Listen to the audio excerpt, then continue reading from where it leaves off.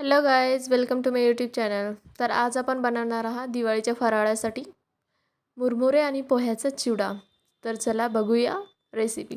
त्यासाठी मी 5 कांदे आणि 8-9 मिरच्या घेतलेल्या आहेत. त्याला आपण अगदी बारीक बारीक कापून घ्यायचं आहे.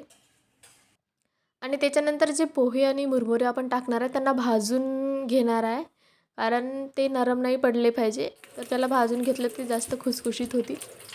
आणि इकडं बघा, मी कढीपत्ता तेलामध्ये कडवून घेत आहे. कढीपत्ता आणि सांबार त्याला चांगलं भाजायचं आहे, चांगलं तळायचं आहे त्याला, म्हणजे की ते एकदम खुसखुशीत झाले पाहिजे, नरम नाही राहिले. नरम राहिले तर मग ते आपला चिवडा पण नरम करून टाकतील, म्हणून त्याला चांगलं भाजायचं आहे. त्याला चांगलं तळू द्यायचं आहे आणि तळल्यानंतर त्याला काढून घ्यायचं आहे. आणि मग इकडे आपण त्याच पातेल्यात तेल टाकून त्याच्यात आपण आपला जो कांदा आहे तो त्याला चांगलं फ्राय करून घ्या. आणि इकडं जो आपला कढीपत्ता आणि कोथिंबीर होता तो चांगला फ्राय झालेला आहे खुशखुशीत. तर त्याला आपण असं बारीक करून घ्यावं, म्हणजे ते सगळ्या आपल्या चिवड्यामध्ये मिक्स होईल. इकडं बघा, त्याच कांद्यामध्ये मी थोडासा लसूण टाकलेला आहे.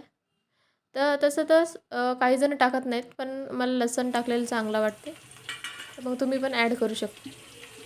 त्याच्यात आपण आता मिरच्या टाकलेल्या आहेत, तर त्या मिरच्याला पण चांगलं तळू द्यायचं आहे. त्याच्यामध्ये थोडंसं जिरं टाकलेलं आहे मी, आणि शेंगदाणे आपल्याला लागतात तेवढे. जर तुम्हाला नाही आवडत तर तुम्ही त्याला अवॉइड पण करू शकता.